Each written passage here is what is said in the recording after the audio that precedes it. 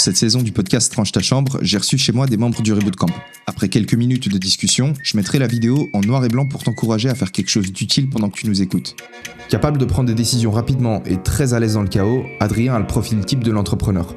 Mais après s'être créé une belle situation, il a commencé à se reposer sur ses acquis. Il a alors senti que quelque chose n'allait pas, et en janvier 2023, il a rejoint la version bêta du Reboot Camp. Écoute, moi je m'appelle Adrien, j'ai 24 ans depuis peu, et je suis photographe vidéaste depuis 4 ans à mon compte.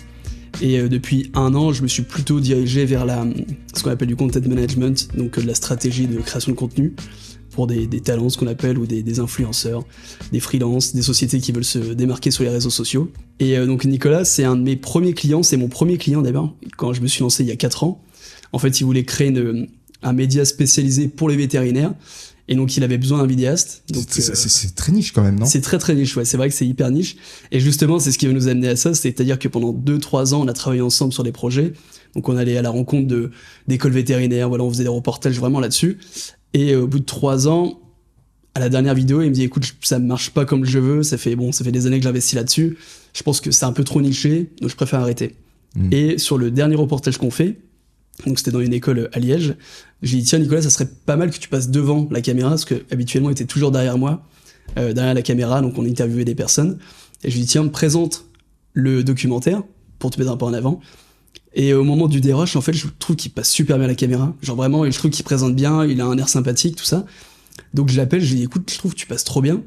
Et vu que ce qu'on est en train de faire pour l'instant, c'est pas encore bien démocratisé, ce qui serait cool, c'est que ça serait toi en tant que vétérinaire donner des conseils pour les propriétaires d'animaux. Donc on a une cible beaucoup plus grande, tu vois, c'est parce que des animaux, il y en a des millions, tu vois, en France. Donc je le motive à faire du concept, enfin des vidéos TikTok, Instagram, des Reels, tout ça. À savoir qu'il a quel âge, Nicolas ? Il est un peu donc plus âgé. Il a 45 ans à peu près. D'accord. Donc lui, de base, c'était pas son truc. Il a même pas Instagram, il a pas TikTok, tu vois. Il a Facebook à la limite, mais il sait même pas ce que c'est, tu vois. Je lui explique un petit peu, on va faire des vidéos courtes. Lui, dans sa tête, il me dit, mais je vois pas qui ça va intéresser, tu vois, c'est des infos que tu peux trouver sur Internet. Donc, je lui explique un peu le truc, il est pas trop chaud au début. Et pendant 2-3 mois, je le chauffe, et il me dit, ok, vas-y, on y va, sinon tu vas pas me lâcher, on va pas le faire. Donc, on teste, donc on fait 10 réels, je les monte, tout ça, on les poste, et le 3e Reels fait 1,8 million de vues, tu vois. C'est abusé, c'est abusé. Ça peut péter vite. Et donc lui, il est hyper choqué, parce que ça fait des années qu'on fait des documentaires sur YouTube, mais on a du mal à dépasser les 4-5 000 vues, tu vois. Donc forcément que là, en une vidéo de 30 secondes, on arrive à faire 2 millions quasiment de vues, et il dit, ok, il y a peut-être un truc à faire, tu vois. Donc à ce moment-là, on se dit, je pense qu'on tient un bon créneau, viens, on le refait. Et du coup, on continue à en faire. Et moi, c'est des prestations payantes que je lui fais, tu vois. Et au bout d'un moment, il me dit, écoute, financièrement, ça va devenir un peu compliqué, tout ça, donc je préfère arrêter. Parce qu'il n'arrivait pas encore à monétiser toute cette... Pour l'instant, ouais, c'est le début, tu vois, ça fait 1 mois, 2 mois qu'on fait des vidéos, donc trop jeune, tu vois, pour commencer à faire des collaborations. Quand il me dit ça, je me dis, c'est dommage quand même, parce que franchement, on commence à avoir une bonne communauté, on fait les 10 premiers 1000 abonnés en 3 semaines. Je me dis, c'est trop bête de s'arrêter là, tu vois. Ouais. Mais en même temps, moi, j'habite de l'autre côté de la France, je peux pas me déplacer gratuitement pour faire des vidéos gratuites, tu vois, ça m'apporte rien. Et du coup, on se dit, pourquoi pas s'associer et créer du contenu à 2, en fait, pour développer la chaîne et puis qu'on soit plus bloqués financièrement tous les 2, tu vois. Donc on prend le parti pris de se dire, on prend le risque de travailler dessus pendant des mois sans savoir s'il y aura un vrai retour financier, mais au moins on essaie, tu vois. Et donc depuis janvier 2024, on crée du contenu, et là du coup on arrive en octobre à quasiment 90 000 abonnés, plus de 60 millions de vues générées sur la chaîne, sur Instagram, TikTok à peu près pareil.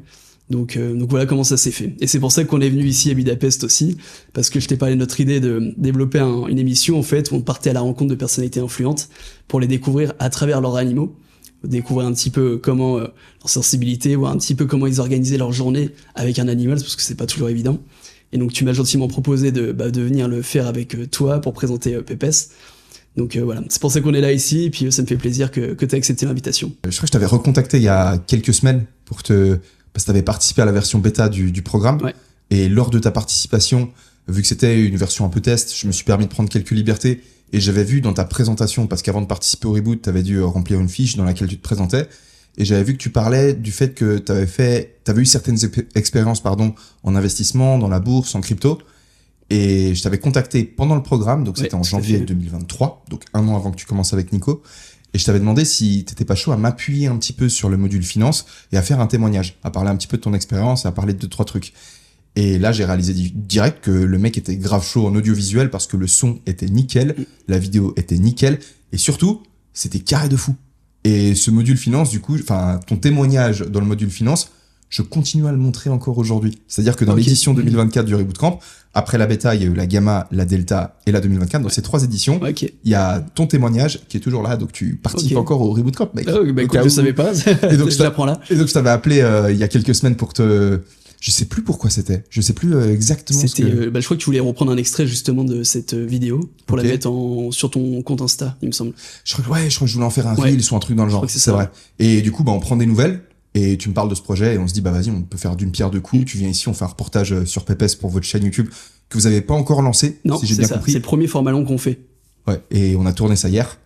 Et donc aujourd'hui, nous voici sur ce podcast. Donc peut-être c'est bien que tu nous racontes comment ça se fait que tu as rejoint le Reboot. Tu nous mets un peu une mise en contexte de au lycée. T'as fait un lycée du coup. Ouais, c'est ça. Le lycée, comment ensuite t'as évolué professionnellement jusqu'au Reboot Camp.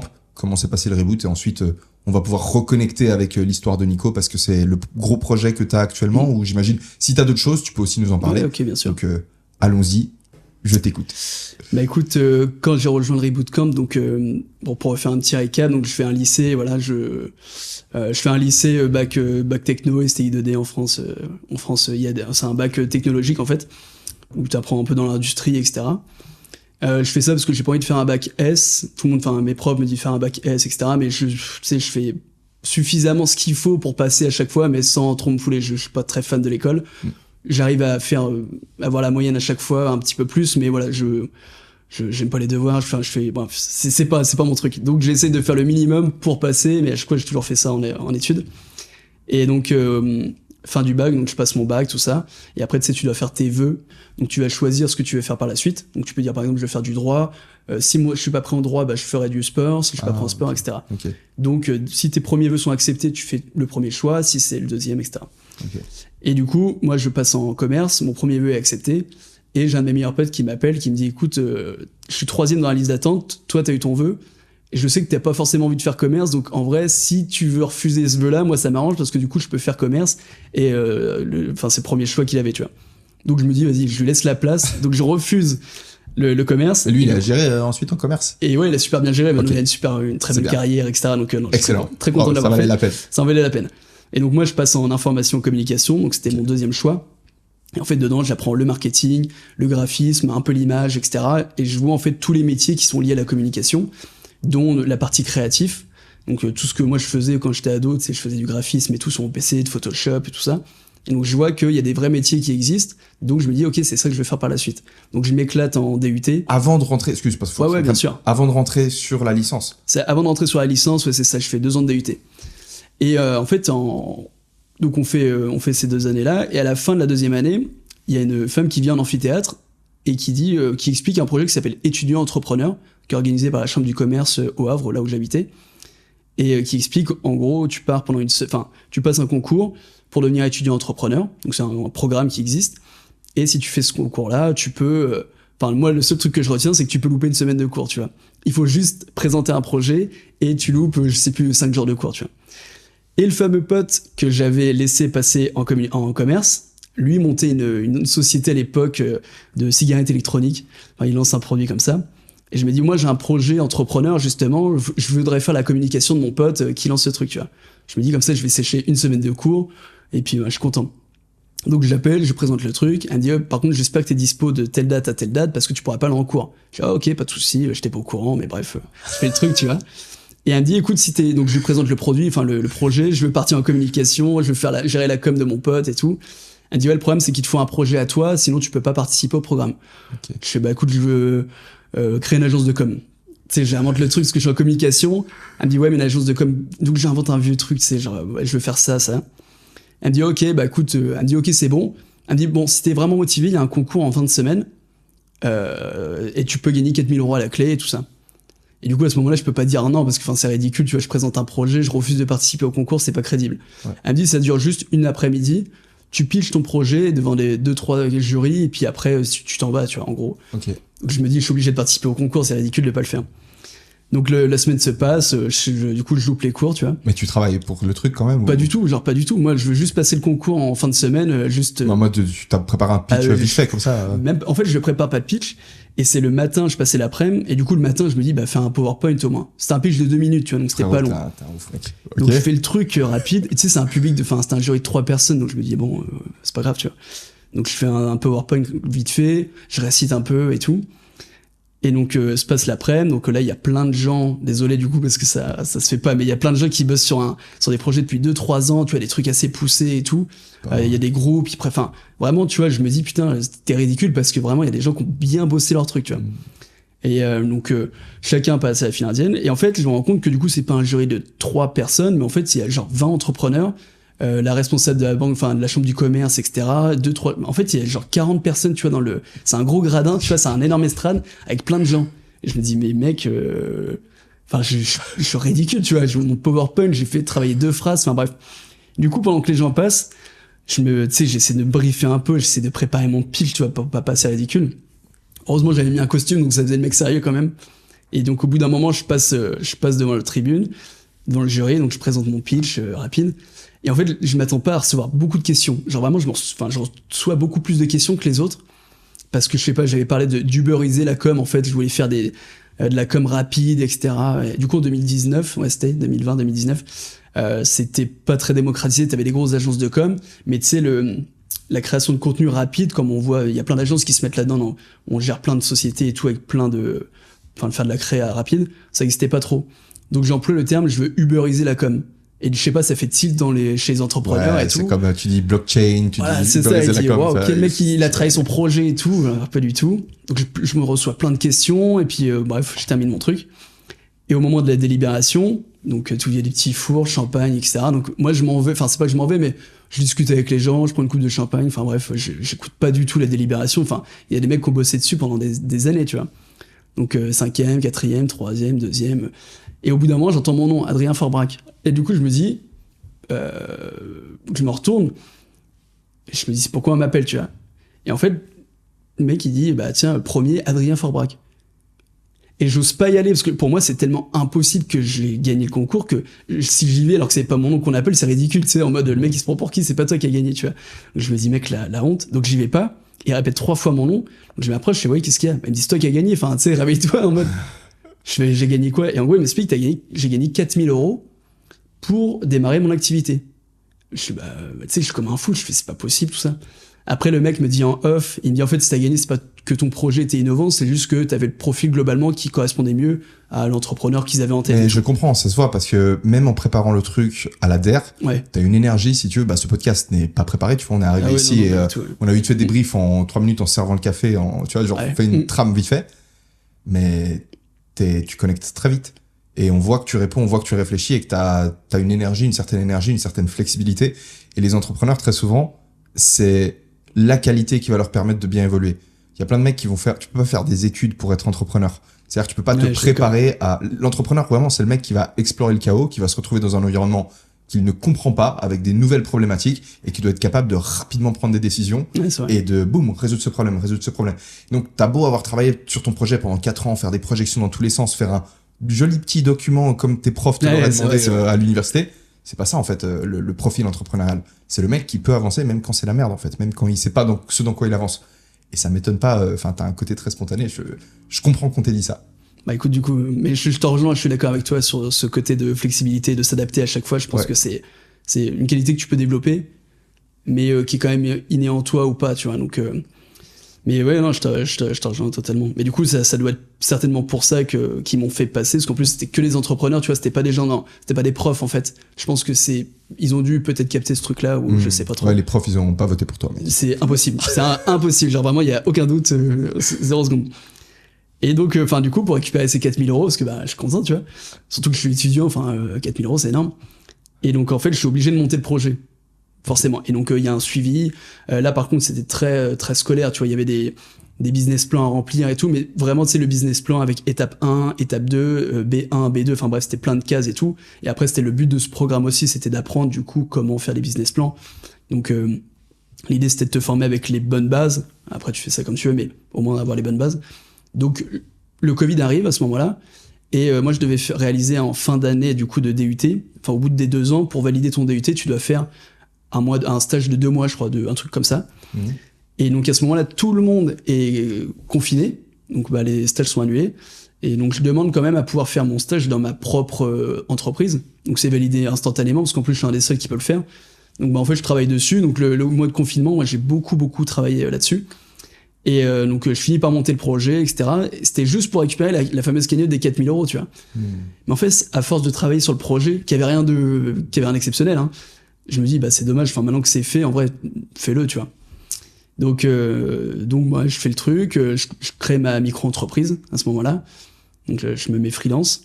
Et bon, je suis pas du tout prêt, donc je décide de continuer sur une licence en 3e année dans le marketing digital. Ah, donc le DUT, c'est les 2 premières années de la licence, en fait. C'est la 3e année où tu obtiens ta licence. En fait, c'est vraiment 2 diplômes différents. T'as un DUT, en France, t'as un DUT, BTS, voilà, c'est souvent des diplômes sur 2 ans. Maintenant, ça a peut-être changé. Et après, tu peux partir sur une licence, et après finir sur un master. Et donc une licence, c'est juste 1 an supplémentaire. C'est 1 an supplémentaire, mais qui est pas forcément lié, si tu veux. Enfin, c'est étroitement lié, mais ça peut être fait dans une autre école. Voilà, c'est pas. C'est divisé. Tu peux t'arrêter au DUT, par exemple. Ah, parce qu'en Suisse, c'est vraiment, on a le bachelor, c'est l'équivalent de la licence, et c'est 3 ans et c'est indissociable. En fait, on n'a pas les 2 premières années qui sont en guillemets DUT ou autre chose. Ah ouais, c'est pour ça que tu ne peux pas t'arrêter au bout de 2 ans, en fait. Non, tu dois obtenir ton bachelor, du coup, ta licence en 3 ans.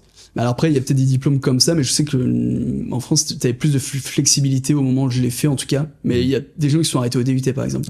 Ils ont leur diplôme et du coup, ça compte comme un diplôme à part, tu vois. Et du coup, toi, tu continues sur la licence parce que t'es pas sur une licence, mais du coup, comme le DUT, c'est vraiment fini. Tu vois, c'est pas une 3e année, c'est fini. Là, tu dois repartir sur autre chose. Donc là, je repars sur une licence dans le marketing digital, tout ça.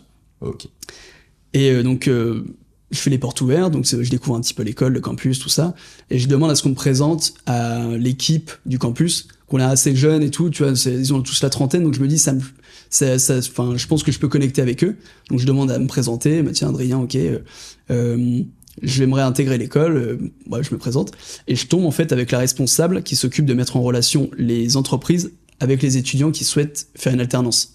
Donc selon ton profil, tiens Elio, je pourrais te mettre en alternance avec telle entreprise parce que ça matche bien, etc.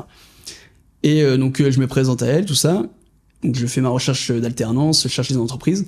Et au bout d'1 mois et demi, elle m'appelle, elle me dit écoute, on a besoin d'un communicant pour le campus qui s'occupe en fait de toute la partie graphisme, etc. Elle dit ça a bien matché entre nous, donc je me dis ça pourrait être intéressant que tu t'occupes de ça.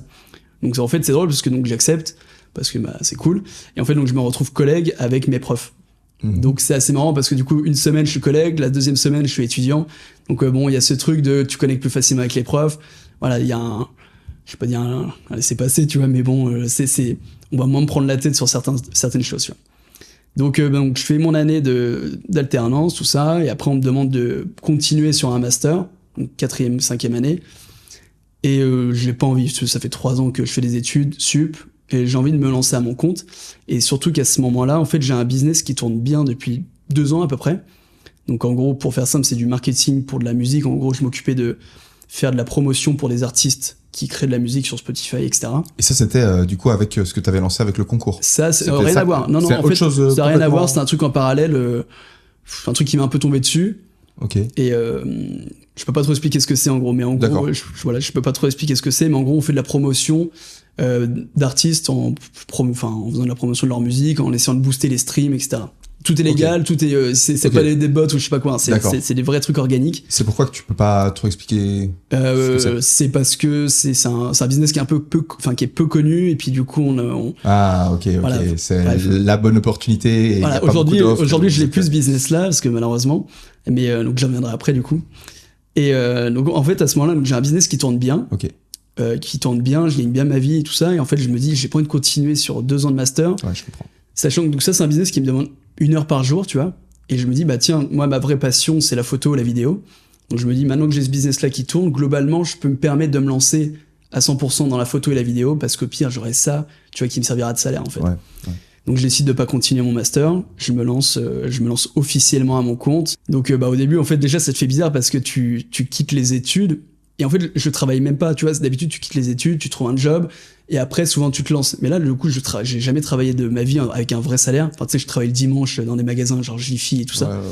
mais j'ai pas eu de vrai boulot, on va dire. Tu sais que j'ai fait pareil, hein. Bah oui, c'est vrai. J'ai pas fini mon... Enfin, moi, j'ai quand même commencé le master et j'ai arrêté en début de master. Ouais. Enfin, après un semestre. Mais tu t'es mis sur YouTube direct après, en plus. Ouais, jamais eu de salaire. Mais c'est vrai que... À part travailler le dimanche et le samedi, tu vois, dans des cafés, des bars et tout. Tout pareil. Mais c'est vrai que ça fait bizarre au début, parce que t'as tes journées qui sont planifiées, t'as des comptes à rendre, que ce soit tes preuves, t'as des cours et tout, et du jour au lendemain, plus rien. Ouais. Tu peux faire ce que tu veux, en fait. Et c'est un peu, de nouveau, chaos, tu vois. Et là, c'est le chaos total, parce qu'en plus, franchement, j'aimerais pas recommencer un business de zéro, parce qu'il y a trop de tout à construire. Je trouve que c'est pas agréable. Enfin, vraiment, j'aime bien quand tu te vois progresser, que t'as un business qui tourne bien et que tu l'améliores et tout ça. Mais quand tu pars de zéro, c'est comme si t'avais une table comme ça, vide. Ouais. Par où je commence? Alors attends, donc en fait, souvent tu commences par des trucs un peu inutiles, genre faire ta carte de visite, ton logo, tu fais ton site alors que t'as pas de client. Enfin, ça a pas trop de sens, tu vois. Genre, tu perds du temps de fou. Tu refais ton flyer, tu reviens une semaine après, bah non, finalement, ça va pas. Et puis, non, je rechange de logo. Finalement, le nom, je le change. Enfin, c'est perturbant et t'avances pas, tu vois. Donc moi, ça va à côté parce que j'ai ce fameux business qui tourne. Et bon, au fur et à mesure des mois, tu vois, tu commences à t'affiner, à voir ce qui marche, tu proposes. Au début, tu sais pas te vendre. Enfin, moi, en tout cas, dans la prestation de photos vidéo, j'avais un ou deux clients, dont Nicolas, qui m'avait fait confiance, parce qu'il pensait que je l'expérimentais dans la photo vidéo, alors que c'était mon tout premier client. Mais bon, ça s'est très bien passé, donc il était content, on a continué par la suite. Mais donc c'est mon premier client, et j'ai des clients comme ça de temps en temps, mais tu sais, au début, bah, tu crées ton réseau, enfin, ça demande du temps, tu vois. Donc ça se passe, et au bout d'un moment, je commence quand même à avoir des clients un peu réguliers, etc. Mais rien de... C'est pas un gros projet, parce qu'en plus, dans la photo et la vidéo, enfin, moi, dans ce que je faisais, tu vois, la vidéo, par exemple, quand tu fais des pubs un peu corporate, ça, c'est quand même des grosses sommes. Et du coup, en fait, t'es pas obligé d'avoir les clients toutes les 2 secondes. Tu vois, tu peux avoir un client par mois, ça suffit parfois pour en vivre. C'est une vidéo qui te demandait peut-être 4 jours, tu vois, une journée de préparation, une journée de tournage, une journée de montage. Donc, en 4 jours, tu fais ton mois, plus mon business qui tourne à côté. Donc, t'as un truc qui fait que tu travailles, mais sans... T'as pas non plus besoin de trop forcer, parce que bon, ça tourne, tu vois. Tu faisais quoi le reste du temps, du coup? Bah, le reste du temps, j'optimisais des trucs qui servaient à rien, genre des cartes de visite, des machins. Et en fait, tu essaies de trouver un sens dans ce que tu fais, mais au fond de toi, tu sais que ça n'a pas de sens, en fait. Enfin, tu sais que ça avance à rien. Ouais. Donc, en fait, j'étais toute la journée quand même sur le bureau, parce que je m'étais obligé, et puis je pense que j'avais gardé ça des cours de 8h, 17h. Si je faisais autre chose à ces moments-là, genre j'étais perturbé, je me disais, c'est pas bien, enfin, tu fais quelque chose de pas bien, va devant le PC. Je me reconnais un petit peu là-dedans aussi. Hein. Et tu vois, ce qui est fou, c'est que maintenant j'ai débloqué ce truc-là, mais à cette époque-là, genre, je préférais aller sur YouTube et trouver un tuto comment bien régler mon appareil photo plutôt que de sortir de mon bureau parce que c'était pas bien. Donc en fait, tu te retrouves à la fin de la journée où tu t'avances, mais au fond de toi, tu sais que t'as vraiment rien fait. En fait, t'as fait plein de trucs, mais tu sais que ça servait à rien. Et tu le ressens, ces choses-là. Tu sais quand tu travailles bien, et tu le sais quand tu vivotes, tu sais, autour d'un sujet. Et donc, je vis ça pendant 1 an à peu près, mais je vais pas me plaindre parce que vraiment je gagne bien ma vie et tout, donc c'est cool. Mais je me dis ok, j'ai besoin de changement. Ça fait 1 an du coup que je vis chez moi, donc j'ai une maison que je loue, tout ça. Une petite maison, c'est pas une villa, tu vois. Hier tu me disais que je loue pour avoir une villa, ça coûte super cher. Ouais. Bah en Suisse en tout cas ça coûte cher de louer une maison. Bah ça coûte cher, mais ça dépend ce que t'as en fait. C'est ça de la taille, tu vois. Puis je suis dans une région qui coûtait pas spécialement cher, donc bon. Combien tu payais pour ta maison, mec? Là je payais pas cher, je payais 900 €. Ok. Donc tu vois, moi ça me paraît, c'est ce que je payais pour ma chambre d'étudiant à Zurich. Bah tu vois, c'est ça. Moi je suis parti vivre sur la Côte d'Azur. Après c'était le prix d'un appart de 40 mètres carrés, tu vois, donc 1000 €. Donc là c'était vraiment pas cher pour le coup. Et donc bon bah du coup en fait je vivote comme ça pendant 1 an, mais tout en me disant que c'est pas, enfin je vais pas faire ça de pain.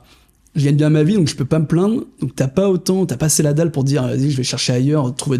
Bref, c'est un truc qui est un peu bizarre parce que tu dis je me vois pas dans 10 ans continuer à faire ça, tu vois. Enfin, ma vie a pas de, c'est pas que ça a pas de sens, mais. En fait, il y a un truc qui va pas. C'est vide, tu vois. Le problème, c'est que t'arrives pas à mettre le doigt sur le truc qui va pas parce que tout le monde rêverait quelque part d'avoir ton style de vie. Donc, c'est-à-dire, tu peux pas te plaindre. Ouais, exact. Et donc, tu sais qu'il y a un truc que tu devrais changer, mais t'arrives pas à comprendre. Alors que si, admettons, comme tu dis, t'avais pas de taf, pas de thunes, et ainsi de suite, là, au moins, tu vois, c'est clair. Ok, je vais pas bien parce que ça. Et donc, boum, c'est très facile c'est vraiment ça. C'est vraiment ça. Et puis, tu peux pas comme je te dis, tu peux pas te plaindre, tu vois. Tu peux pas en parler à tes potes qui, eux, bossent toute la journée pour gagner 3 fois moins. Ils te rayonnaient, tu vois. Enfin, moi, le mec, 20 ans, t'as vu ce que je gagne, tu taffes pas, tout le monde donnerait ça. Donc, en fait, t'es dans un truc, tu peux pas te plaindre. Tu sais pas vraiment c'est quoi ce vide. Enfin, tu le sais un peu, mais il y a un vide. Et en même temps, tu dis, ouais, mais je vais pas retrouver. Enfin, à l'époque, je me demandais même si j'allais pas retrouver un boulot, tu vois. Je me dis, mais mec, c'est ridicule, tu vas pas retrouver un boulot pour gagner 3 fois moins, pour avoir des horaires de fou.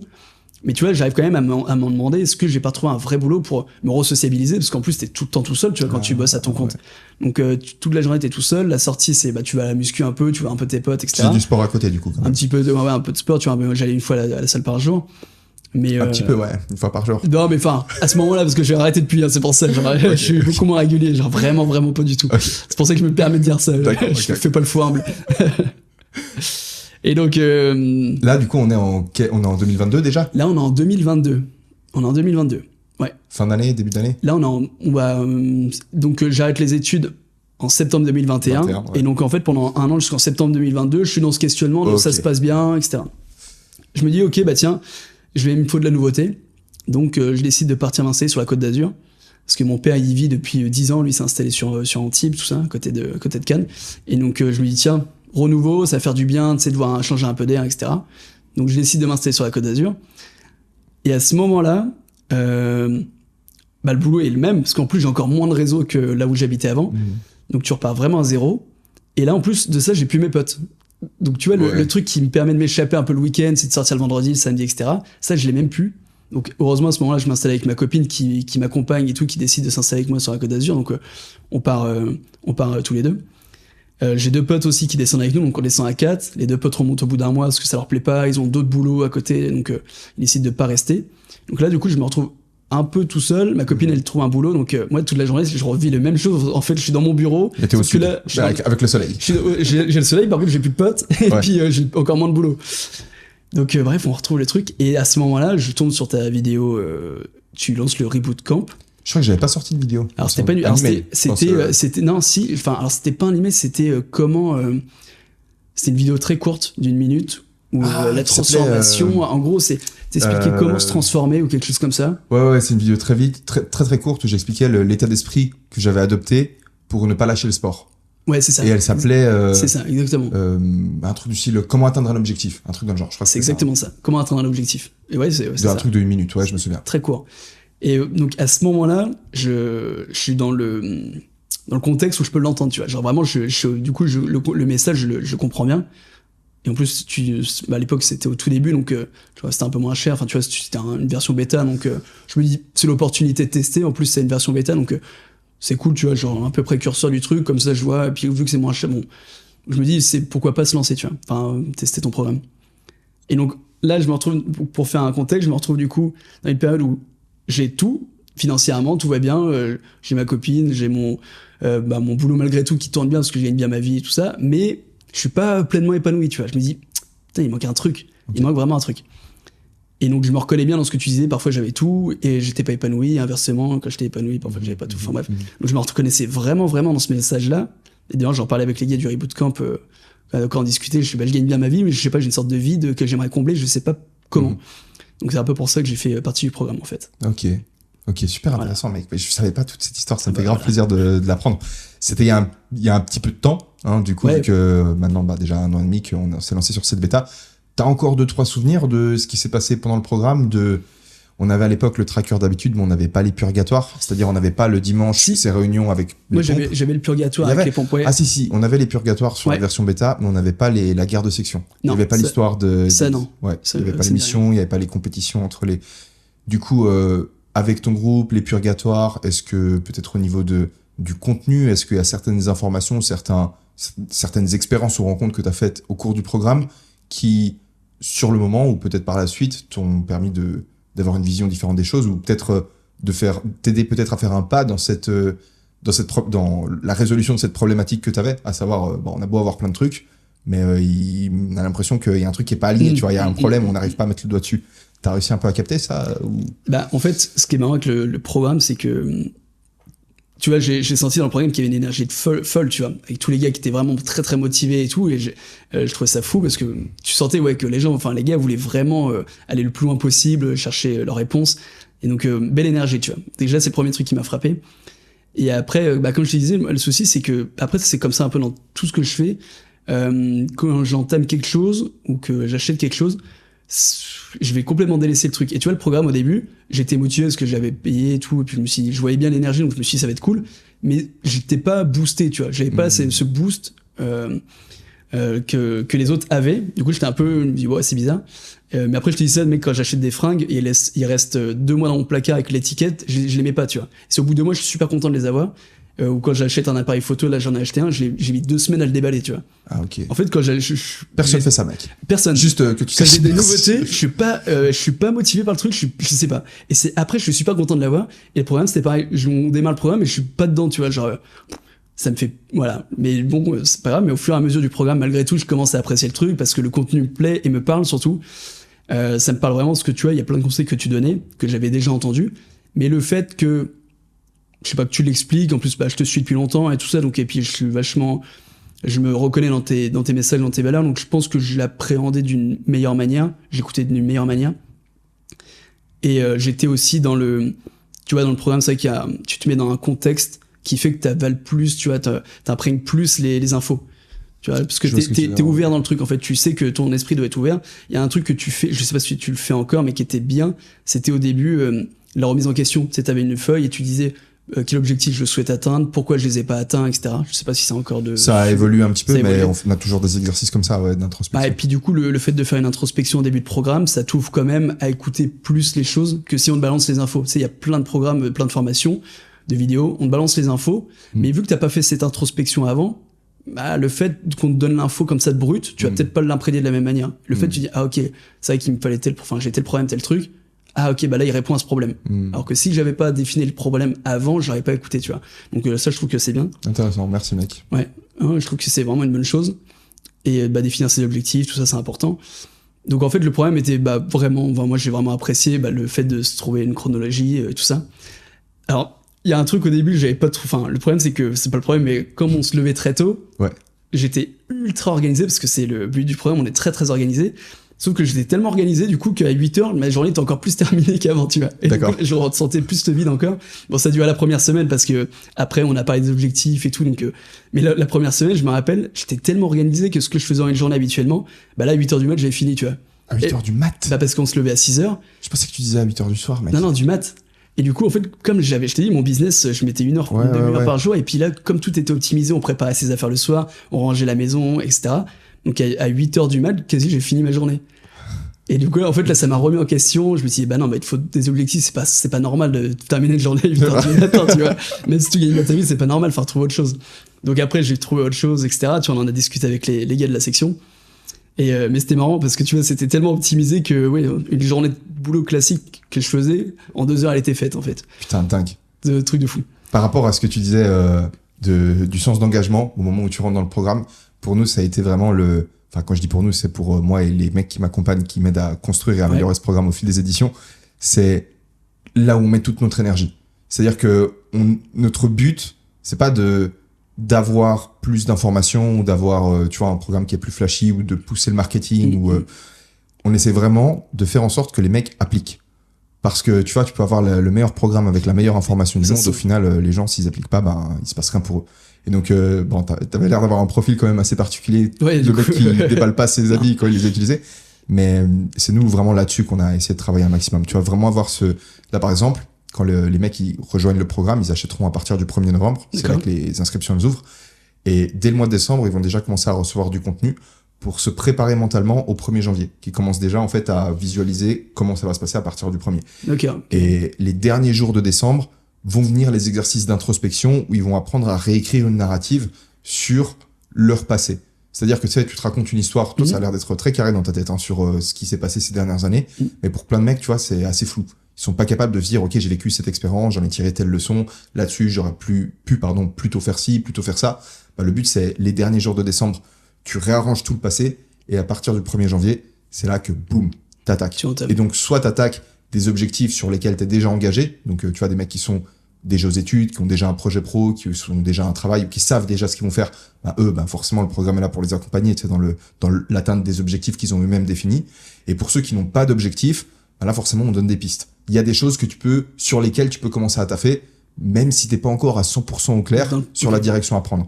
Typiquement, je sais pas, t'as une famille, peut-être, avec laquelle tu peux essayer de reconnecter un petit peu, t'as un corps, tu peux commencer à travailler un petit peu sur ton corps. Et donc on essaie vraiment, tu vois, de cette fois-ci, dès le 1er janvier, pas qu'il y ait des mecs qui soient là en mode à 8h du matin ouais. et de se dire ok, je fais quoi, ma journée elle est finie, tu vois. On enchaîne peut-être sur le côté finance vu que tu viens de le mentionner. Moi je faisais de l'investissement en bourse, de ce qu'on appelle les intérêts composés. Et un jour, je sais pas pourquoi, je me dis tiens, je vais investir sur le Bitcoin. Je sais pas, j'entends une info, enfin ça me spawn pas comme ça dans la tête, j'ai dû l'entendre quelque part. Donc j'investis. Et en fait, on est sur un bull run, le tout début d'un bull run. Vraiment, ça démarre, mais peut-être 3 jours après, tu vois. Tu l'as acheté à combien, tu t'en souviens? J'ai acheté à 9000. Ok. 9000. Et je mets 1000 euros dessus. Ok. 9000 ou 10 000, un truc comme ça. C'était vraiment, je crois que c'était en dessous des 10 000.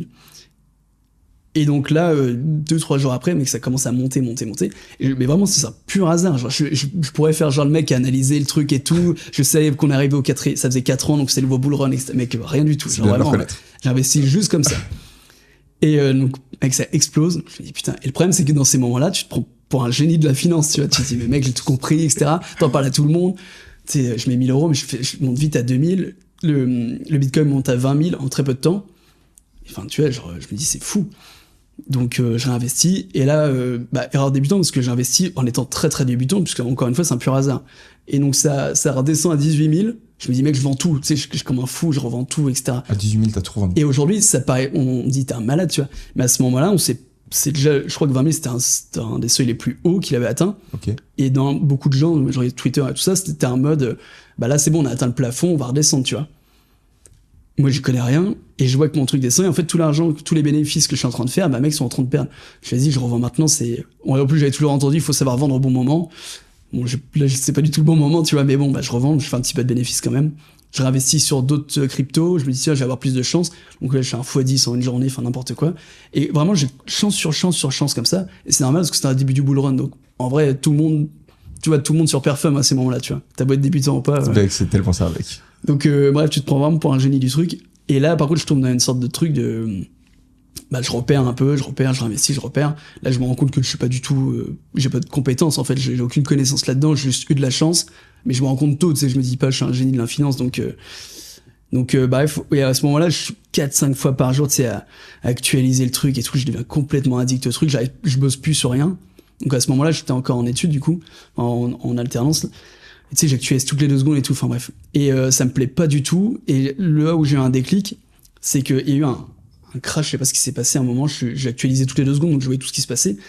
Et à un moment, je sais pas, on passe de 19 000 à, je sais pas, 7 000, mais un truc. Sur quel...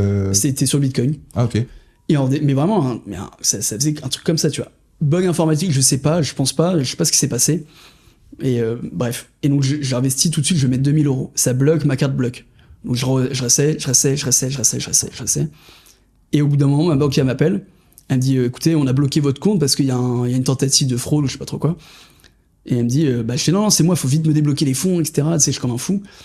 Et elle me dit, on a bloqué, il y a eu plus de 17 tentatives. Je me dis, je suis un malade ou quoi, j'ai pas vu. Et en fait, j'étais tellement dans le truc, je fais 17 fois la tentative, tu vois. Wow. Et à ce moment-là, ça faisait plusieurs semaines où tu sais, j'actualisais tout le temps, j'étais comme un fou. Là, je fais 17 tentatives, etc. C'est pas du tout la bonne manière d'investir en Bitcoin. Enfin, en crypto, on le sait maintenant, tu vois. Mais je sais pas, à ce moment-là, comme j'ai aucune compétence, je fais n'importe quoi. Et je me dis, c'est malsain, j'aime pas ce truc malsain et tout. Donc je décide de tout revendre. Je perds rien, je gagne rien quasiment. Donc c'est pas grave, tu vois. T'as gagné une leçon. J'ai gagné une leçon. Et après, je commence vraiment à me renseigner cette fois-ci. Je me dis, j'ai pas envie de refaire n'importe quoi. Et je tombe sur une stratégie qui, pour moi, me convient mieux. Pour d'autres, conviendrait pas. C'est la stratégie des intérêts composés. Donc, tu n'es pas millionnaire en 2 ans, tu vois. Mais c'est une manière d'investir son argent sans être touché par l'inflation et tout en optimisant un petit peu ses revenus. Donc, qu'est-ce que t'entends par sans être touché par l'inflation? Tu vois, par exemple, si tu mets en Suisse, je sais pas comment c'est, nous on a le livret A. Tu sais, c'est un livret sur lequel tu mets de l'argent, okay. Mais ça te rapporte, je sais pas, 2%, ouais. Un truc comme ça. Peut-être un peu plus maintenant, mais à l'époque c'était 2%. Sachant qu'on est touché à peu près à 3% d'inflation par an, c'est-à-dire que tout dépend du bien, tout dépend du bien, tout etc. Dépend du bien, mais... On va dire, mais bon, c'est vrai que globalement sur le marché général, on a quand même une baisse. Donc en fait, en laissant mon argent sur mon livret, c'est comme si je perdais de l'argent sur le long terme. Donc je tombe sur les intérêts composés, c'est le fait d'investir sur des grosses entreprises qui sont quasiment impossibles à se casser la gueule. Et le but, c'est d'en maximiser. Donc, tu en investis sur une vingtaine. Et si t'en as 2 qui se cassent la gueule, t'en as 18 pour attraper le reste, tu vois. Donc, l'avantage, c'est que c'est une croissance très lente. Mais vu que tu les réinvestis, tu as une 8%, tu réinvestis ces 8%, etc. Tous les mois, en remettant un peu d'argent dessus. Donc, c'est une stratégie qui me convient parce que je suis plus omnibulé par le truc. J'y vais une fois par semaine et encore, maintenant, j'y vais une fois tous les 2 mois, tu vois, j'y vais jamais. Mais ça me plaît bien parce que je suis plus stressé, je continue à faire mon activité. j'ai l'impression d'investir, enfin, j'ai pas l'impression, j'investis. Mais t'es détaché du truc. Je suis détaché du truc, je sais que voilà, faut pas voir les variations, faut voir sur le très long terme. Là, sur les intérêts composés, on parle de 5, 10, 20, 30, 40 ans, tu vois. Donc, ça sert à rien de se... Mec, c'est exactement ce que je préconise pour n'importe qui, hein, de pas essayer de timer le marché, de pas essayer de comprendre quand est-ce que c'est le bon moment pour acheter ou pour vendre. Moi, avec Bitcoin, c'est j'achète tous les mois, je regarde pas le prix, ça part en virement automatique. La même somme. C'est la même somme, en virement automatique. Bah là, forcément, j'ai des variations en fin d'année avec à chaque fois la vente des nouvelles places pour le Reboot Camp. Donc à chaque fois, je dois augmenter un petit peu sur quelques mois. J'essaie de lisser forcément. Mais l'idée, c'est que quand tu essayes de timer le marché, d'acheter au bon moment ou de vendre au bon moment, bah déjà, tu t'alloues de l'énergie mentale à ce truc-là, t'es moins performant sur en réalité ce qui compte vraiment pour toi, à savoir t'as une activité pro dans laquelle tu peux te développer, ton sport, ta famille, ainsi de suite. Et très facilement, bah moi j'ai eu plus ou moins la même expérience que toi, sauf que moi j'ai perdu de la thune. Très tôt, j'avais acheté du Bitcoin en 2016, j'ai pris le bull run de 2016, c'est redescendu, donc c'est monté à genre 10 000, c'est redescendu ensuite. Et 2 ans plus tard, je crois que c'était début 2020, quand je me suis lancé en fait en tant qu'indépendant, je me suis dit, ok, à partir de maintenant, il faut que je prenne le contrôle de mes finances. Et je me suis souvenu que j'avais un petit peu de Bitcoin sur un exchange. Ah, que t'avais pas vendu? Que j'avais pas vendu. Et du coup, je l'ai vendu. Je récupère mon cash. Je récupère genre 2-3 000 balles, un truc comme ça. Je le vends à perte. Parce que vraiment, ça faisait, je vois, 2 ans et demi que le truc, il était autour de 2-3 000 balles. Alors que moi, je l'avais acheté à genre 4-5 000, qu'il était monté à 10 000 et redescendu, du coup, autour de 2-3 000. Donc, je suis à 2-3 000 et je fais bon. C'est quoi, j'encaisse ma perte, tu vois, parce que je tombe sur un podcast d'un mec qui dit, des fois, il faut savoir encaisser sa perte. Je récupère. Et de là, je vois que le cours, il pète. Et en vrai, ça m'a vraiment fait chier, tu vois, de perdre de la thune comme ça, parce que de nouveau, je suis pas un mec casino. Alors, je suis d'accord. Quelque part, gagner mon argent en mode comme ça, forcément, hein, si je peux aller au casino et être sûr de gagner, bah, personne va dire non. Mais je suis pas autant, j'ai pas vraiment besoin de ça. J'ai une activité, tu vois, qui me rapporte bien et qui tourne bien. Et donc, j'avais surtout pas envie de prendre de risques. Et, à partir de là, cette douleur, quelque part, elle m'a forcé vraiment à m'intéresser au Bitcoin. Et à partir de là, c'est juste, t'achètes tous les mois, tu revends jamais. Tu revends si tu dois payer une facture médicale, les études de tes enfants, ou si dans 10 ans, 20 ans, je pense que je sais pas, si j'ai envie d'acheter une maison, et encore, faut que ce soit une maison vraiment rare, une maison vraiment spéciale. Mais pour moi, ça va monter. Tu sais à combien il est là maintenant? Tu regardes un petit peu? Non, plus du tout. Si tu devais là, comme ça. Bah, vu qu'on était monté très haut, je sais pas, je dirais 50 000, je sais pas. Là, il est à 59 000. 59 000, ok. Et la Fed vient de commencer à rebaisser ses taux il y a 1 ou 2 semaines. C'est-à-dire que, ils montaient les taux directeurs et là, ils ont recommencé à les baisser. Et donc, non, pour moi, c'est un sujet qui me passionne. J'en parlais déjà un petit peu dans la bêta du Reboot Camp, il me semble, du Bitcoin. Ouais, bien sûr. Putain, je vous en ai parlé quand il était à 20 000, les gars. Mais ouais, du coup, moi, quand j'ai recommencé à en acheter par la suite, j'avais recommencé en fin 2021 et j'avais recommencé à l'acheter quand il était à 50 000. Et j'ai sorti ma vidéo quand il était autour de 45 000. Et suite à la vidéo, bah, il a continué à baisser. Et moi, je continue à acheter. Tu vois, au bout d'un moment, je regardais même plus l'état de mon portefeuille parce que j'ai vraiment commencé à 50 000, j'ai acheté à 50 000, à 49 000, 48 000, ça descend. Et c'est descendu jusqu'à 15 000. Hein. Et moi, je continue à acheter. Et moi, je pouvais pas regarder l'état de mon portefeuille parce que sinon, je devenais fou. Mais je savais que, ok, Elliot, t'as déjà fait l'erreur d'essayer d'acheter, de revendre. Cette fois-ci, j'avais compris de quoi il s'agissait. Je me dis, il faut juste que tu patientes. C'est du long terme. Comme tu l'as dit, du long terme. Et au final, ça m'a permis, du coup, d'acheter sur toute l'année 2022 et 2023 où le cours était super bas. Et début 2024 aussi. Et donc... et t'arrives à avoir une moyenne de combien tu l'as acheté, du coup? 34 000. 34 000, ouais, c'est très bien. Hein. Parce que celui qui est à 59 000 aujourd'hui... Lentement, mais sûrement. Ouais, mais tu vois, ça finit par payer. Hein. Et comme tu dis, tu vois, le truc, c'est que j'ai l'impression que toi aussi, tu arrives à te projeter assez long terme pour te dire, moi, ce que j'investis maintenant, c'est pour dans 30-40 ans. Mais la plupart des gens, ils sont même pas capables de voir assez long terme pour se dire, je vais faire des pompes et des tractions maintenant pour avoir un bon physique dans 1 an ou dans 2 ans. Donc, comment est-ce que tu peux demander à ces gens de réussir à se projeter 20 ans, 30 ans? C'est très dur, c'est très difficile, je pense. Est-ce que c'est pas aussi tu vois, enfin, j'ai l'impression, de ce que je vois, en tout cas, c'est que les gens qui investissent, ils veulent devenir riches avec ça. C'est vrai. Hein. Et tu vois, ils disent, je vais devenir riche en faisant ça. Alors que moi, pour moi, l'entrepreneuriat, l'entreprise, c'est ce qui te ramène, ou ton activité, c'est ce qui te ramène de l'argent, et le surplus, tu le mets là-dedans. Mais souvent, dans la mindset des gens, c'est je deviendrai riche avec ça. C'est parce qu'il y a plein de gens qui ont l'impression qu'ils voient des mecs sur Insta avec tellement de thunes, et ils se disent, il n'y a pas moyen que je réussisse à atteindre le niveau de ces gars si j'achète pas, à moins que j'achète le putain de shitcoin qui va faire 1 fois 2000, tu vois. Je suis d'accord. Et en fait, c'est un peu c'est pour ça que tu peux pas dire je vais être riche dans 40 ans. Enfin, c'est inconcevable de dire non, je vais être riche maintenant. Ouais. Je pense que c'est peut-être pour ça aussi, tu vois que. Ouais. Et au final, moi, j'ai connu beaucoup de mecs qui, même dans les routes suivantes, même j'en ai eu 2 dans mon groupe, dans la version juste après la tienne, dans la Gamma, 2 dans mon groupe qui ont fait des sommes colossales, si tu veux, très jeunes, avec les cryptos aussi. Ouais. Et qui, exactement comme toi, ont commencé à se dire, tu sais, à se sentir génie de la finance, et qui ont commencé à mettre des leviers x 2000 et tout, et à se dire, mais en vrai, je suis déca millionnaire dans 2 minutes, tu vois. Et à chaque fois, ça s'est mal fini, mais grosse leçon ensuite que tu peux tirer du truc, quoi. Mais après, tu peux Ah oui, c'est possible, il y a les histoires dans les deux sens. Voilà, j'ai connu des mecs qui sont devenus millionnaires avec les cryptos, tu vois. C'est vrai, mec. Donc je dis pas qu'on peut pas, mais je dis juste que... Voilà, c'est ça. Et utiliser mon code promo sur Binance. Donc ça, c'était... moi, je connaissais cette histoire de toi. Enfin, je la connaissais pas complètement, mais je savais que tu avais une expérience là-dedans. Et donc, je t'avais contacté pendant le Reboot Camp pour te demander si tu pouvais la partager. Parce que je pensais que c'était important, tu vois, que les gens, quelque part, mûrissent un petit peu et aient une vision plus long terme de l'investissement. Tu vois, que l'intérêt composé, c'est ce qu'Albert Einstein appelait la 9e merveille du monde. C'est la 9e ou c'est la 8e? La 8e? Non, oui, 8e du coup. La 8e merveille du monde, c'est le fait, du coup, comme tu l'expliquais, de réinvestir les petits gains que tu fais, si tu veux, à chaque fois dans ton capital de base, et qui fait que tu vas toucher des intérêts sur tes intérêts. Et donc, tu as une croissance exponentielle de ton capital. C'est ça.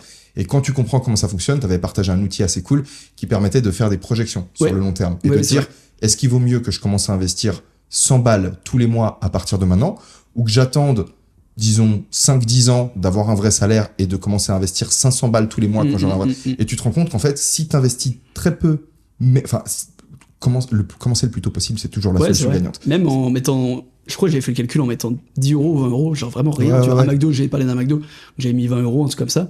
Tu vois la différence, c'est en commençant maintenant, 20 euros par mois, ça fait une différence de folie. Et en plus, j'avais pas mis un pourcentage énorme, j'avais dû mettre 7% ou 8%, je sais plus, je voulais pas... Je pourrais me vendre du rêve en disant tu vas faire 40% par an, tu vois, c'est pas l'idée. C'était de 8%, j'avais parlé, tu peux faire bien plus. Et déjà, ça te faisait déjà une belle retraite, tu vois. Juste en mettant 20 euros sans changer, 20 euros tous les mois à partir de 25 ans ou 20 ans, t'avais déjà une super retraite. Ce qui est ouf, c'est en plus que quand tu commences à faire ça, tu commences un petit peu à t'intéresser au truc. C'est-à-dire qu'en mettant 20 euros, tu n'as aucun risque. En fait, ces 20 euros, ils vont te forcer à commencer à comprendre ce que c'est l'argent, ce que c'est la finance et ainsi de suite. Je pense que c'est plus difficile de commencer à t'intéresser à certaines notions tant que t'as pas un pied dedans. Et donc en mettant ce pied là-dedans, tu t'engages à pas grand-chose avec ça. En vrai, le module finance, c'est, je pense, je dirais dans le top 3 des modules les plus importants du Reboot Camp parce que j'ai réalisé que l'importance de l'argent, tous les sacrifices que les gens faisaient pour de l'argent, et donc avoir une approche mature, tu vois, vis-à-vis de l'argent et surtout comprendre ce que c'était, comprendre comment ça fonctionnait, c'est hyper important. J'ai essayé d'en parler sur ma chaîne YouTube principale. J'ai fait une vidéo sur Bitcoin, tout ça, j'avais vu. J'avais fait cette vidéo sur Bitcoin en 2021 ou 2022, mais là j'en ai refait une il y a pas longtemps. Et j'ai réalisé un truc, c'est que c'est très compliqué en une vidéo de réussir à donner une vision d'ensemble. En fait, j'ai essayé de... c'est pas possible. Ouais, non. Mais j'ai quand même essayé. Je me suis dit, tu sais quoi, je vais essayer de résumer peut-être certains concepts histoire que les gens comprennent la problématique. Et le message de la vidéo, c'est si t'as de l'argent qui dort sur un compte en banque, au-delà d'un certain coussin de sécurité pour parer un imprévu, il ne faut pas que tu gardes du cash. En fait, c'était ça le message de la vidéo. Totalement. Et j'expliquais pourquoi. Tu vas essayer de faire comprendre aux gens que un billet, les banques commerciales et les banques centrales ont créé à l'infini. Et les gens m'ont dit non, mais les banques commerciales créent pas de l'argent. Frérot, système de réserve fractionnaire, renseigne-toi un petit peu. Et il y en a plein qui parlaient sans comprendre. Et là, vraiment, je te dis, j'avais comme projet d'ouvrir un podcast d'éducation financière, mais ça m'a freiné. Ça m'a mis une douche froide parce que je me suis dit, parler d'argent publiquement, j'ai l'impression que les gens, il y a beaucoup d'a priori et il y a beaucoup de personnes qui viennent avec des convictions, des certitudes et qui n'ont pas spécialement envie d'écouter en fait. Ils ont leurs idées et puis ils ont pas envie de prendre ton info. Donc complètement, mec. Complètement, c'est ça. Et donc là, vraiment, après avoir publié cette vidéo, je me suis vraiment dit que j'allais réserver vraiment aux membres du Reboot tous ces conseils parce que comme tu l'as dit, c'était dans un état d'esprit un peu plus ouvert. Ouais, c'est vrai. Et tu dis, à la limite, ok, j'ai peut-être certaines idées, mais peut-être que ce qu'il dit, il y a peut-être un truc de correct. Et du coup, tu creuses et tu vas voir si peut-être c'était toi qui avais raison. Et à ce moment-là, tu peux m'apprendre un truc. Et à chaque fois, on se fait grandir mutuellement dans le respect, tu vois. Mais je pense que c'est bien que tu le gardes pour le reboot parce qu'en effet, les gens sont plus ouverts, tu vois, ils sont prêts à la discussion. Alors que quand on te balance une vidéo comme ça, si t'as tes idées, bon, soit tu calcules pas, soit tu la comprends, mais t'es pas ouvert à la discussion forcément, tu vois. Et je trouve que l'argent, c'est vrai que c'est touchy. Après, c'est bien d'en parler aussi, ça démocratise, tu vois, c'est vrai. Je trouve que c'est plaisant d'entendre des... C'est vrai, hein, un minimum. Moi, j'en parle avec mes potes, parce que généralement... bien de parler de l'argent. Enfin, moi, j'aime bien entendre des gens parler d'argent. Enfin, c'est bon, les gars, enfin, tout le monde a besoin d'argent, tu vois, genre, Bien pourquoi sûr. le cacher? Enfin, je vois pas l'intérêt, en fait. Bien sûr. Non, complètement. C'est un peu à mon avis, ça vient de cette idée reçue selon laquelle l'argent, c'est mal. Ouais. Alors que l'argent, soit tu t'en sers pour faire des choses bien ou des choses bien mal. sûr. Il y a peut-être certaines personnes qui vont avoir un rapport à l'argent un peu plus extrême que d'autres, à savoir qu'elles vont accepter de sacrifier beaucoup de choses pour de l'argent, et du coup on va se dire ouais, ça pervertit l'âme ou je sais pas quoi. Mais en soi, t'es obligé de comprendre ce que c'est, parce que tu vas passer ton temps pour essayer d'en gagner. Et si tu comprends pas ce que c'est, ben tu passes ton temps pour essayer de gagner un truc sans comprendre ce que c'est ce truc-là. Puis c'est pas une finalité, comprendre que c'est pas une finalité en soi aussi, tu vois. Genre, je sais pas pour toi, c'est quoi le but de gagner de l'argent, tu vois, moi c'est clair dans ma tête, mais tu vois, pour moi, mon exemple, tu vois, si gagner de l'argent, c'est pas pour me dire, c'est bon, j'arrête de travailler et tout. C'est de dire, je peux gagner assez d'argent pour travailler sur ce que j'aime, tu vois. Et moi, je me vois vraiment, j'aimerais travailler toute ma vie, tu vois, genre toute ma vie, mais sur des projets qui me font plaisir, pas juste des projets alimentaires, tu vois. Complètement. Et je trouve que c'est, pour moi, l'argent, c'est le vrai sens de dire, j'ai assez d'argent pour travailler sur ce que je veux, tu vois. Et c'est pas en mode, je serais heureux d'avoir tant sur le compte, etc. C'est pas le but, tu vois. Enfin, je pense que c'est intéressant parce que ça va nous permettre de faire un peu le lien sur l'histoire des objectifs. Tu m'en parlais, tu veux qu'on fasse le lien comme ça, du coup? On peut, vas-y. Bah, je te laisse, du coup, continuer. Bah, tu vois, par rapport au Reboot Camp, comme je disais, parfois, je suis un peu loin à les détendre, tu vois, sur des sujets, etc. Je vais pas être tout de suite omnibulé par ce qu'on va me dire ou motivé. Tu sais, demain, tu me présentes un super projet business, je vais dire, ok, mais tu sais, je vais pas être comme un fou, ouais, vas-y. Tu sais, je vais devoir y réfléchir, etc. Je vais prendre le temps. Un jour, je te dis, ah bah, soit je trouve que c'est pourri, soit j'adore l'idée. Et tu vois, dans le Reboot Camp, il y a plein de modules qui étaient hyper intéressants. Genre vraiment, il y a plein de choses qui m'ont parlé. Le fait que ce soit toi qui les explique, comme je me reconnais un peu dans ton parcours et tout sur certaines choses, du coup, je l'appréhende mieux. Tu vois, c'est pas dissocié de ma réalité. Donc, je l'apprends mieux, mais tu vois, j'ai mis quand même un peu de temps. Et il y a un des modules, c'est pas le seul, mais vraiment, c'est un des modules qui m'a le plus marqué, et encore aujourd'hui, que je me rappelle, je t'en ai même parlé quand on s'est vu hier, c'était l'atteinte des objectifs. Et je me suis toujours... moi, j'ai jamais cru, tu sais, au bonheur, dire, ah, un jour, je serais heureux, etc. Parce que pour moi, le bonheur, c'est en mode, t'atteins un seuil et tu redescends jamais. Personne n'atteint un seuil de bonheur. T'avais cette vision? Moi, j'avais déjà cette vision, tu vois. C'est-à-dire que tu comprenais déjà qu'il n'y avait pas le délire de... Alors, je comprenais qu'il y avait ce truc de le bonheur. Je parlais vraiment du bonheur de... On peut pas atteindre le bonheur, c'est pas possible. C'est un état dans lequel tu redescends pas, tu vois. C'est ça, en vrai, le bonheur. Enfin, pour moi, je le comprends comme ça quand on parle du bonheur. Ok. Tu peux être épanoui, etc. Mais j'arrivais pas à mettre de mots dessus, etc. Et ton module sur les objectifs, pour moi, encore une fois, quand t'avais un objectif, il faut l'atteindre, c'est ce qui te rendra épanoui. Heureux, en tout cas, mais pas bonheur. Enfin, bref. Okay, j'ai du mal avec le concept de bonheur. Je comprends. Tu vois ce que je veux dire ou pas? J'ai du mal avec le concept du bonheur, mais pour toi, le bonheur, c'est un état permanent. C'est un état permanent, ça n'a pas de sens, tu vois. Ok. Et donc, ce que tu t'es dit, c'est que si t'as un objectif... je pense qu'on pouvait devenir heureux en atteignant les objectifs, etc. Ok. Et le problème, alors c'est pas le problème, mais c'est que t'as expliqué dans le module, en fait, que les objectifs étaient pas nécessairement faits pour être atteints. Au début, j'ai pas trop compris ça. Alors, tu l'as pas expliqué comme ça, je sais plus, tu me c'était il y a un an et demi, t'es pardonné. C'est ça. Mais qu'en gros, c'était surtout l'épanouissement venait pas du fait d'accomplir l'objectif, mais venait du fait de s'en rapprocher tous les jours, d'avancer petit pas par petit pas, comme un investissement d'ailleurs. Tu vas petit pas par petit pas, et en fait, c'est le fait de t'approcher de cet objectif qui te rendait épanoui sur le chemin. C'est un concept que j'avais déjà entendu, mais je sais pas, la manière dont tu l'as expliqué, je sais pas, ça fait vraiment tilt sur le coup déjà. Et ça a vraiment fait tilt plusieurs mois après. Une fois que le programme était terminé, etc. Je sais pas, je devais retrouver de nouveaux objectifs ou lancer de nouveaux projets. Mais j'avais toujours cette barrière mentale de me dire, non, cet objectif-là, je me le mets pas parce que je vois pas comment je vais l'atteindre, ça c'est compliqué, vise des trucs qui sont potentiellement atteignables.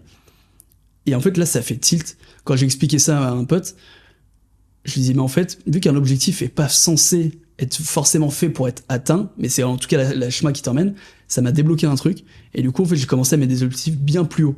Et en fait, je me suis rendu compte qu'en mettant les objectifs bien plus hauts, j'arrivais beaucoup plus haut. Alors parfois sans l'atteindre vraiment, mais j'ai allé beaucoup plus haut que l'objectif que je me serais fixé ici parce que j'étais sûr de l'atteindre, tu vois. Mais est-ce que t'avais du coup une certaine frustration de pas réussir à... Non, parce qu'en fait, je sais pas, je trouve, pour la plupart des trucs, en tout cas dans mes objectifs, quand j'arrive à 80% de l'objectif, il y en a déjà un nouveau qui est dans ma tête, tu vois.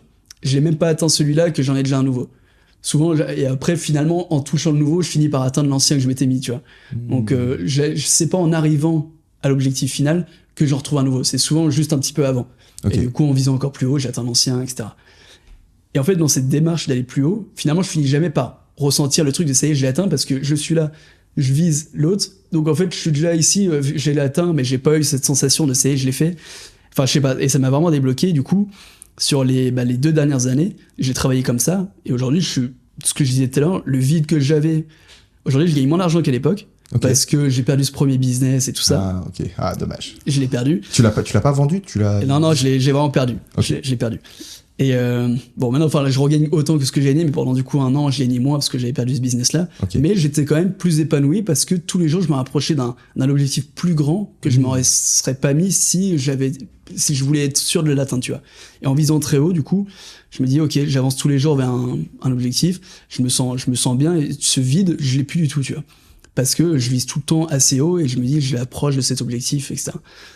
Et en 1 an et demi, du coup, j'ai vécu vraiment beaucoup de choses, genre vraiment beaucoup de choses, parce que je tentais plus de choses, sans me dire, est-ce que tu vas l'atteindre ou pas? Je me posais même pas la question. C'est de toute façon, c'est pas cet objectif qui compte, c'est l'ascension, tu vois. C'est ça, mec. Et vraiment, pur bonheur, tu vois, parce que maintenant, je me mets des objectifs de malade, tu vois, genre vraiment de fou, qui n'ont pas de sens. Et finalement, par des moments, je finis par les atteindre quand même, parce que je vise l'ascension et plus l'objectif en tant que tel. Donc bon, ça a vraiment fait tilt, pas sur le moment, enfin sur le moment, j'ai eu un petit déclic, mais c'est vraiment quelques mois après, c'est revenu dans ma tête, et je me dis, putain, mais ça y est, j'ai compris ce que t'as voulu dire, et là, je l'ai appliqué, et depuis, en tout cas par rapport aux objectifs, genre, je le vis vraiment bien, et un objectif, quand même, c'est ce qui drive ta vie, tu vois. Mm-hmm. Ah, c'est clairement ce qui donne la direction, le sens à ta vie. Et donc que tes journées sont fixées, sont déterminées par tes objectifs, ta vision par tes objectifs, ton ambition globale, ton humeur. Mm-hmm. Si tous les jours tu dis j'atteins cet objectif, tu te sens bien, même si t'arrives des problèmes dans la vie, mais tu sais que t'avances. Donc, en fait, l'objectif, c'est un peu ce qui drive ta vie globale, finalement. Ah, bien sûr. Mais après, t'as des objectifs dans les différents piliers de ta vie. Exactement. Et de sentir que tu grandis à chaque fois, que t'avances, comme t'as dit, l'ascension, c'est exactement ça. C'est le fait de sentir que tu grimpes. Parce qu'au final, les mecs qui focusent tout sur l'atteinte de l'objectif, qui font dépendre leur bonheur, tu vois, quand j'aurai cette voiture, je serai heureux, ou quand j'aurai gagné tant, ou ce travail, je serai heureux, quand j'aurai mon diplôme, je serai heureux, ils comprennent pas qu'une fois que t'atteins le truc, t'es heureux pendant 3 jours, 1 semaine, 2 semaines, et ensuite, il te faut un nouvel objectif. Parce que si tu stagnes, t'as beau être au top de ta vie, et c'est exactement ce que t'as vécu quand, en gros, très bon salaire, tu as beaucoup de liberté, tu peux faire ce que tu veux de tes journées, et pourtant, tu sens qu'il manque un truc en fait. Ce qui te manque, c'est l'ascension, mec. C'est ça. C'est toujours le même message. C'est vrai. Tu dois viser vers le haut. Vrai. Tu dois te lever tous les jours et te dire, aujourd'hui, je grimpe. Je progresse. Non, c'est ça. C'est toujours le même message. Tu penses qu'on peut conclure là-dessus? Il y a des trucs que tu aurais envie de... Non, écoute, non, je dis non, franchement, je pense qu'on peut conclure là-dessus. C'était un peu le message que je voulais faire passer, que tu avais passé, du coup, que j'ai compris. Donc, non. Maintenant, on l'explique dans le Reboot Camp. Maintenant, le module sur les objectifs, il s'appelle l'oignon. L'oignon. Et c'est le module qui fait bader le plus les gens. Hein, c'est ça. Ouais. Et en gros, j'ai créé une métaphore avec l'oignon qui est inspirée d'un auteur qui s'appelle aussi David Deida. Et j'en suis très fier de ce module, mec. Et je vais le retourner de toute façon. Mais le module de l'oignon, c'est le module tu me l'enverras parce qu'il faut que... Ah, on se le mate maintenant, mec, si tu veux. Vas-y. Merci Adrien d'être venu encore une fois. Merci à toi, Elio. C'était un plaisir. C'était un plaisir et ton en vrai, invitation. pour quelqu'un qui a l'habitude d'être derrière la caméra... Bon exercice, c'était... Tu t'en sors bien. Intéressant, merci beaucoup. À bientôt, merci à tous. Si vous voulez vous inscrire au Reboot Camp, vous avez un lien qui se trouve dans la description. Comme d'hab, n'hésitez pas à liker, à commenter. Je pense qu'Adrien va passer de temps en temps pour lire les commentaires. Bien sûr. Moi aussi, ça nous ferait plaisir d'avoir vos retours. Et Adrien, tout le meilleur pour la suite de tes projets, mec. Merci beaucoup.